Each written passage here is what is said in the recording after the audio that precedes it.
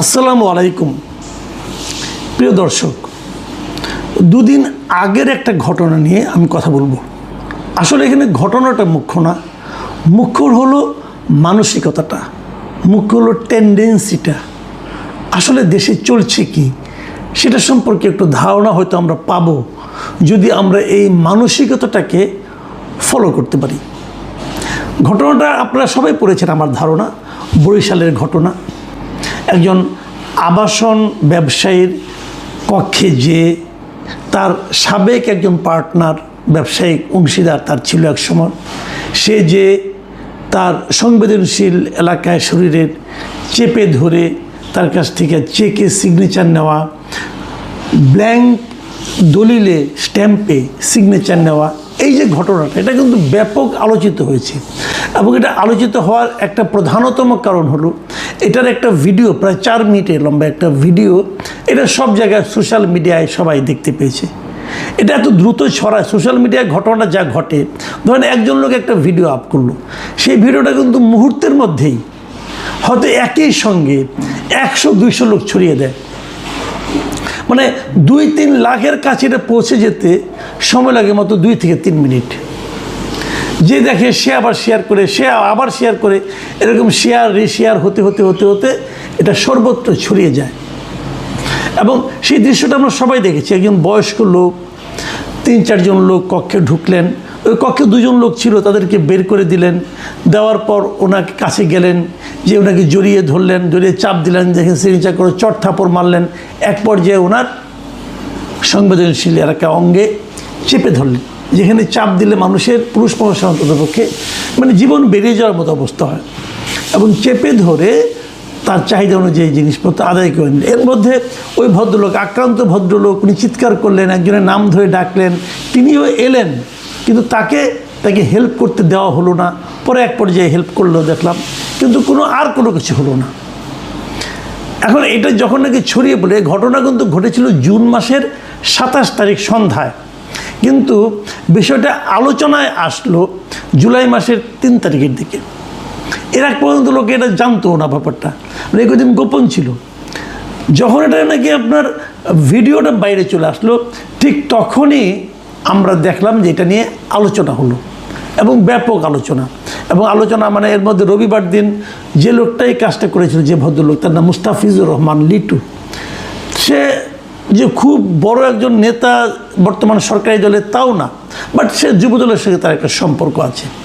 তো সেভাবেই প্রভাব বিস্তার করে সেই কাজটা করলো। এবং সে যে প্রভাবশালী, তার সবচেয়ে বড় প্রমাণ হলো এই স্ট্যাম্পে সিগনেচার, চেকে সিগনেচার, একটা 70 লাখ টাকার চেক, একটা ব্ল্যাঙ্ক চেক, এই সিগনেচারগুলো করার পর এই মুস্তাফিজুর রহমান লিটু কিন্তু আব্দুল আজিজকে ধরে বেঁধে নিয়ে থানায়ও গিয়েছিল। থানায় গিয়েছিল কেন? থানায় গিয়েছিল একটা সালিশি করার জন্য। কিন্তু থানায় যে সুবিধা হয়নি, পুলিশ তাদেরকে বলেছেন যে এই ব্যাপারে তাকে লিখিত অভিযোগ লাগবে, লিখিত অভিযোগ ছাড়া তো আর সালিশ করা যাবে না।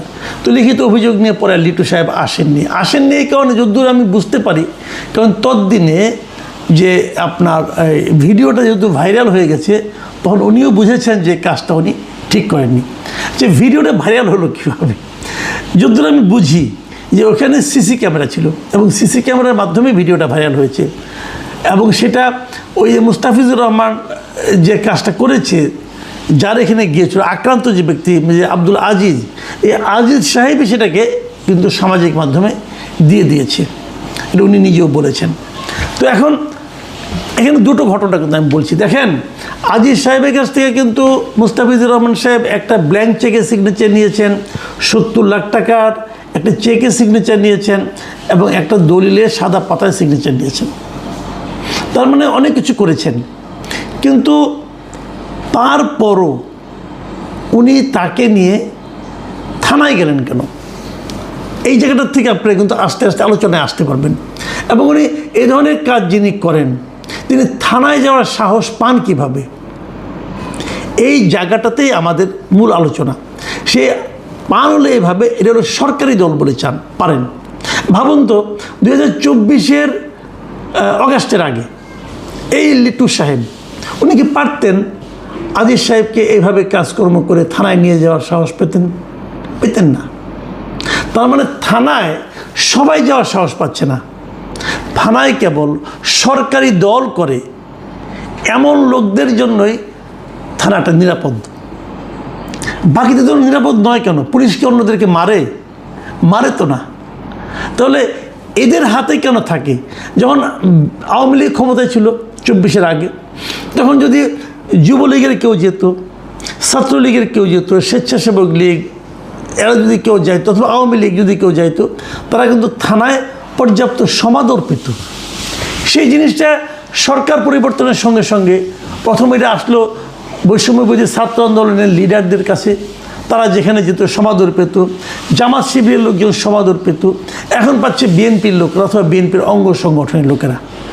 তো থানা তো একটা রাজনৈতিক দলের প্রতিষ্ঠান নয়, থানা তো সবার জন্য। তো সবাই সেখানে যে সমাদর পায় না কেন, অথবা পায় না হয়তোবা পায়, কিন্তু তারা কেন ভাবতে পারে না যে আমি গেলে আমাকেও গুরুত্ব দিয়ে বিবেচনা করা হবে? তাদের মধ্যে এই ভাবনাটার ঘাটতি কেন? এর জন্য কে দায়ী? থানা দায়ী নাকি আমাদের টোটাল এনভায়রনমেন্ট দায়ী? এই জিনিসটা কিন্তু আমি মনে করি খুব গুরুত্বপূর্ণ। কারণ উনি থানায় উনি এটা নিজে অপকর্ম করেছেন, করে আবার উনি থানায় নিয়ে গেলেন এবং নিয়ে যেয়ে আবার তাকে শাসালেন যে আমি এখানে যা করেছি তুমি যদি এগুলো ওখানে বলো তাহলে কিন্তু তোমার খবর আছে। এবং আজিজ সাহেব বলছেন যে আমি থানায় গেলাম, যাওয়ার পর পুলিশ বললো যে এইভাবে আমরা সালিশ করতে পারবো না, অনেক কিছু পুলিশ বলল। পুলিশের ভূমিকা ভালো ছিল, আমি যতটুকু বুঝলাম যে পুলিশের ভূমিকাটা ভালোই ছিল। তারপরও আজিজ সাহেব কিন্তু ওই যে তার কাছ থেকে যে ধমক পেয়েছেন, হুমকি পেয়েছেন যে এই ঘটনাগুলো তুমি থানায় যেয়ে বলতে পারবা না, এবং উনি কিন্তু এই ধমককে বিশ্বাস করেছেন। বিশ্বাস করে উনি ওখানে যে কিছু বলেননি। ওনাকে যে এভাবে জোর করে সিগনেচার নিয়েছে 2টো চেকে, ব্ল্যাঙ্ক স্ট্যাম্পে, উনি কিন্তু একটা কথাও থানায় উচ্চারণ করেননি। কেন করেননি? উনি ভেবেছেন যে এখানে উচ্চারণ করলে আমার বিপদ আরও বাড়তে পারে।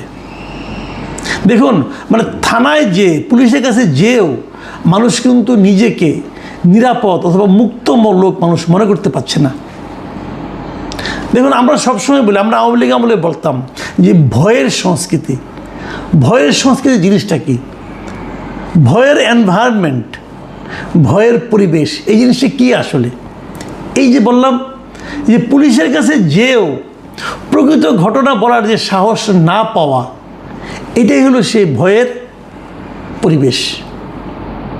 এখন এই ভয়ের পরিবেশটা কেন তৈরি হয়েছে? এই জিনিসটাই হলো একটা সরকারের সবচেয়ে গুরুত্বপূর্ণ বিষয়। সরকার এই জিনিসটাই দেখবেন যে কেন মানুষ ভয় পায়।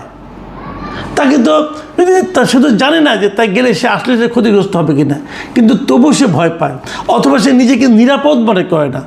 সে মনে করে আমার হয়তো বড় ধরনের ক্ষতি হতে পারে, অথবা আজকে আমাকে এটা চেপে ধরেছে, কালকে এটা গালিয়ে দিতে পারে, হতে পারে। কিন্তু অনেক রকম ভয় সে পেতে পারে। সে জানে এর কোনো বিচার হবে না। আপনার মনে আছে নিশ্চয়ই, 1টা 2টা ঘটনা দিয়ে কিন্তু অনেক কিছু ঘটে যায়।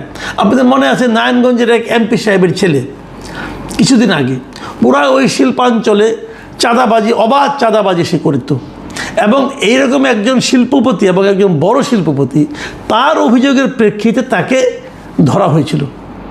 কিন্তু তাকে কিন্তু আটকে রাখা যায়নি, তাকে ছেড়ে দিতে হয়েছে।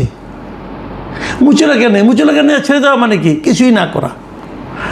এই যে তাকে ছেড়ে দিতে হলো, এই জিনিসটা কিন্তু মানুষের মধ্যে ভয়ের একটা এনভায়রনমেন্ট মানুষের মনের মধ্যে তৈরি করে। মানুষ ভাবে যে ওনারা তো ক্ষমতাধর, ওনাদের তো কিছু হবে না, এবং ওনারা বেরিয়ে এসে আমার উপর আরও প্রেশার দেবে, আরও ভয় দেখাবে, আরও আমার জীবনটাকে দুর্বিষহ করে তুলবে।